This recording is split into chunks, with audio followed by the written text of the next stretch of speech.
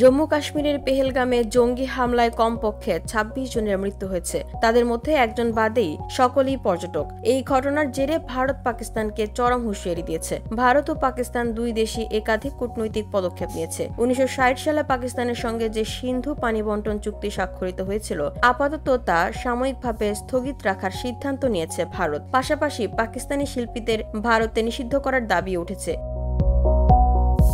এর মাঝে পাকিস্তানি অভিনেত্রী হানিয়া আমিরের কাছে ভারতীয় ভক্ত এক বক্স পানির বোতল উপহার হিসেবে পাঠিয়েছে বলে গুঞ্জন রটেছে। ভারতীয় সংবাদ মাধ্যম আনন্দবাজারের এক প্রতিবেদনে বলা হয়েছে, ভারতে এই পাকিস্তানি অভিনেত্রীর অসংখ্য ভক্ত অনুরাগী রয়েছে, তাই হানিয়ার জন্য চিন্তিত হয়েই এক বাক্স পানির বোতল পাঠানোর এক ভিডিও সামাজিক যোগাযোগ মাধ্যমে ছড়িয়ে পড়েছে। সিন্ধু পানি বন্টন চুক্তি স্থগিত হওয়ার কারণে রসিকতা করে ভারতের ভক্তরা হানিয়াকে পানির বোতল পাঠিয়েছেন বলে অনুমান করা হচ্ছে। যদিও এই রসিকতার জন্য নেটিজেনদের একাংশের পক্ষ থেকে কটাক্ষও ধেয়ে এসেছে। তাদের মতে এমন স্পর্শকাতর বিষয় নিয়ে এই রসিকতা মোটেই উপযুক্ত নয়।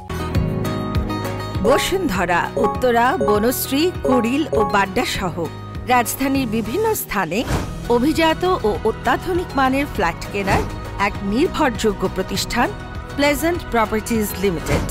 তাই আপনার স্বপ্নের আবাসনের জন্য আজই যোগাযোগ করুন। Pleasant Properties Limited, where destiny matches eventually. প্রসঙ্গত, পেহেলগাম কাণ্ডের নিন্দায় সামাজিক যোগাযোগ মাধ্যমে সরব হয়েছিলেন হানিয়াও। তিনি লিখেছেন, যে কোনো স্থানের দুর্ঘটনাই আমাদের কাছে সমানভাবে দুঃখজনক। এই ঘটনায় যে নিরীহ মানুষেরা প্রাণ হারালেন তাদের জন্য আমার মন ভারাক্রান্ত।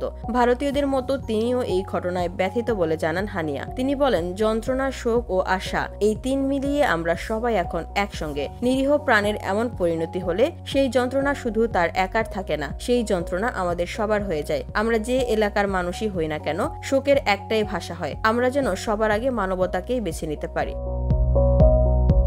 উল্লেখ্য, মেরে হামসফর মুঝে প্যার হুয়া থার মতো পাকিস্তানি ছবিতে অভিনয় করে জনপ্রিয় হানিয়া আমির। ইনস্টাগ্রামে ১,৮০,০০,০০০ ফলোয়ার রয়েছে এই মডেল ও অভিনেত্রীর। তার প্রচুর ফ্যান রয়েছে ভারতে। সম্প্রতি খবরে রটেছে, বলিউডের ছবি দিলজিৎ দোসাঞ্জের সর্দারজি ৩ থেকে হানিয়াকে বাদ দেওয়া যেতে পারে। গত মাসে যুক্তরাজ্যে ছবিটির শুটিং শেষ হয়েছে। প্রযোজকরা হানিয়ার দৃশ্যগুলি অন্য কোনো অভিনেত্রীকে দিয়ে পুনরায় শুটিং করার কথা বিবেচনা করছেন বলেও খবর এসেছে। তবে নির্মাতাদের কাছ থেকে এই বিষয়ে কোনো আনুষ্ঠানিক বার্তা আসেনি। VOD Bangla news desk.